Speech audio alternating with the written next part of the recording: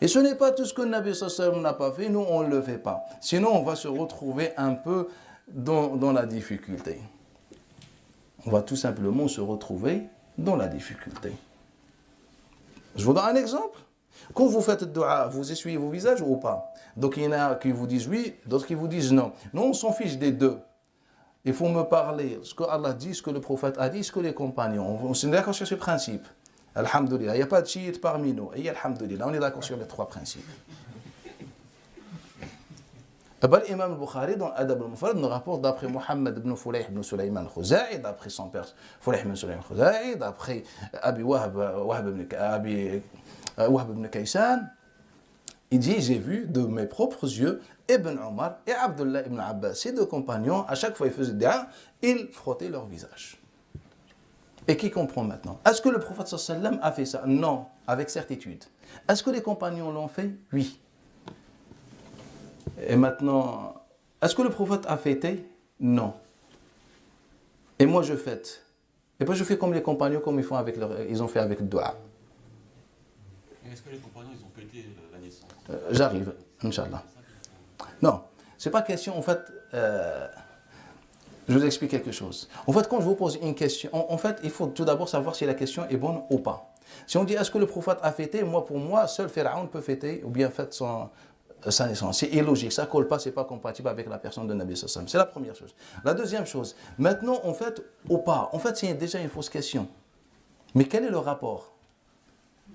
Quel est le rapport entre dire le prophète a fêté ou pas, ou un compagnon, un autre a fêté ou pas, et moi je fête ou pas?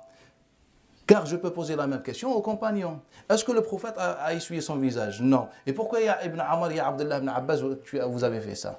Deuxième chose, est-ce que le prophète avait un cours régulier avant le Jumu'ah? Le prophète, il faisait un cours. Dans les mosquées, il y a des cours. Et même moi, dans ma mosquée, je fais des cours avant le Jumu'ah. Mais est-ce que le prophète l'a fait? Non, avec certitude. Mais maintenant, est-ce que les compagnons l'ont fait? Nafi, il nous dit, Ibn Omar, il avait un cours régulier avant le Jumu'ah. Youssef ibn Sa' ibn Yazid me dit que son père Sa' ibn Yazid donnait un cours avant le Jumu'ah. Muawiyah ibn Qurra dit, j'ai fréquenté 30 compagnons, tous de la tribu de Mouzaïna, tous faisaient, chacun faisait dans sa mosquée un cours avant Al-Jumu'ah. Et maintenant je leur dis, vous êtes tous des compagnons et vous faites ce que le Nabi sallallahu alayhi wa sallam. Il y a une évolution en islam. C'est tout simplement ça. Je peux vous citer des textes jusqu'au jugement dernier sans arrêt sur des choses qu'on fait. Je vous donne un exemple et je finis par cet exemple. Al-Duha, on fait la prière sunnat al-Duha ou pas? Barakallahu fik. Et si je vous dis que le prophète n'a jamais fait le Duha? Vous allez me dire, il nous invente des choses. Moi, j'invente rien. Moi, je parle uniquement dans ma bouche, il y a le texte. Abdullah ibn al-Harith, il dit, Adraktu sahabata rasulillah mutawafirin. J'ai rencontré la majorité des compagnons du messager d'Allah. Je leur ai tous posé la question, est-ce que le prophète a prié al-Duha ou pas? Ils m'ont tous dit non. Première chose. Abdurrahman ibn Abi Layla, il dit, j'ai fréquenté beaucoup de compagnons et je leur ai tous posé la même question. Ils m'ont dit non. Abdullah ibn Omar, le fils de Omar ibn Khattab, on le connaît, radiyallahu anhu wa an abi. On lui a posé, Muwarriq al-Ijli, son élève, lui a posé, Ibn Omar, le prophète a-t-il fait al-Duha? Non. Abu Bakr? Non. Omar? Non. L'imam Abdurrazzaq nous rapporte d'après Zuhri, d'après Salim, d'après Abdullah ibn Omar, que jusqu'à l'époque de Uthman ibn Affan, personne ne faisait sunnat al-Duha. Il n'y avait pas ni des sunnat al-Duha, il n'y avait pas quelque chose qui s'appelle al-Duha, la prière al-Duha. Jusqu'à l'époque. قال ثم أحدثها الناس بعد ونعمة البدعة. Et puis les gens l'ont inventé après, et quelle bonne bid'a. Au final, lorsqu'on a posé la question à l'imam Malik, oh Malik, sunnah ou c'est bid'a? Il nous a dit sunnah. On a posé la même question à l'imam Abu Hanifa, comme rapporte l'imam Muhammad bin Hassan al-Shibani. Qu'est-ce que tu en penses de Duha, sunnah ou bid'a? Ils nous ont tous dit sunnah. Et nous, aujourd'hui, on fait ou pas? Naam, sunnah. Et toi, tu viens me dire, ah, mais le prophète a fait. Mais c'est quoi le rapport?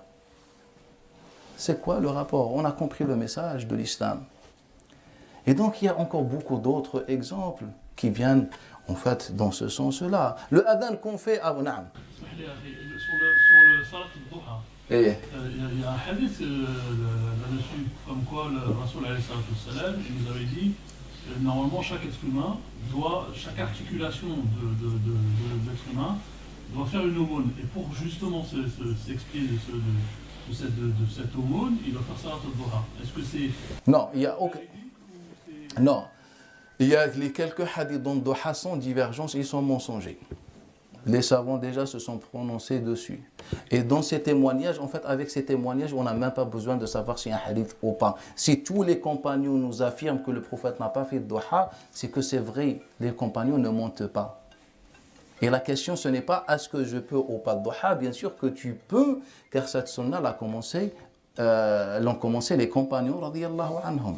Mais en fait, j'essaie de vous expliquer que les gens essayent de faire embrouiller un peu les idées dans les têtes. Ah ben le prophète a fêté, on n'a pas fêté, et donc c'est ça la conclusion.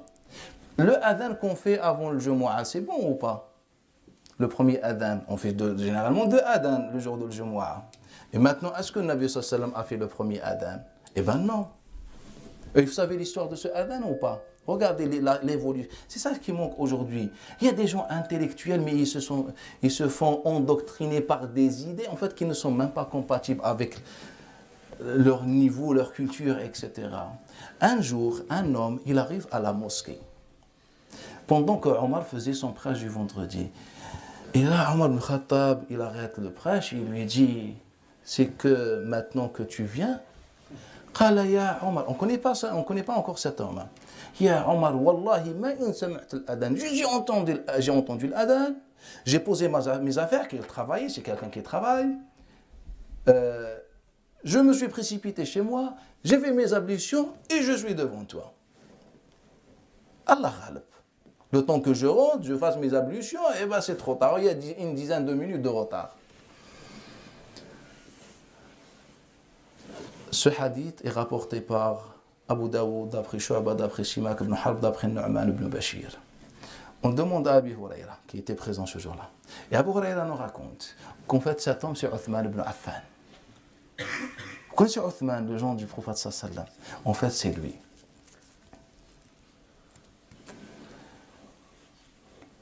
Et pendant sa gouvernance, un troisième compagnon nous raconte, c'est Sa ibn Yazid. Il nous raconte la suite de l'histoire. Et donc, pendant sa gouvernance, Uthman ibn Affan a décidé, en pensant à des gens qui étaient comme lui, de leur rajouter, d'inventer, je le dis bien, d'inventer un nouvel adhan pour ces gens. Aujourd'hui, billahi alaykum, ce adhan nous facilite ou pas? Ce adhan prévient les gens ou pas pour qu'ils puissent assister au Jumu'ah? Ce adhan, il est bénéfique pour nous ou pas? Qu'Allah récompense Uthman ibn Affan, celui qui nous a inventé ce adhan. C'est tout simplement ça. Il y a une évolution qu'on veuille ou pas. Les compagnons, je ne vous parle pas de ma tête, c'est les compagnons qui ont évolué. Et quand on a posé la question à Abdullah ibn Omar, toujours comme rapporte Hisham ibn al-Ghaz d'après Nafi' d'après lui, il nous a dit c'est une bid'a et quelle bonne bid'a. Un quatrième compagnon qui vient nous dire Naam, c'est Uthman qui l'a inventé, mais c'est masha'Allah. Grâce à ce qu'il a fait, il y a des gens qu'auparavant ont raté le début de Jumu'ah, aujourd'hui ils viennent tous à l'heure. Il y a une évolution l'islam.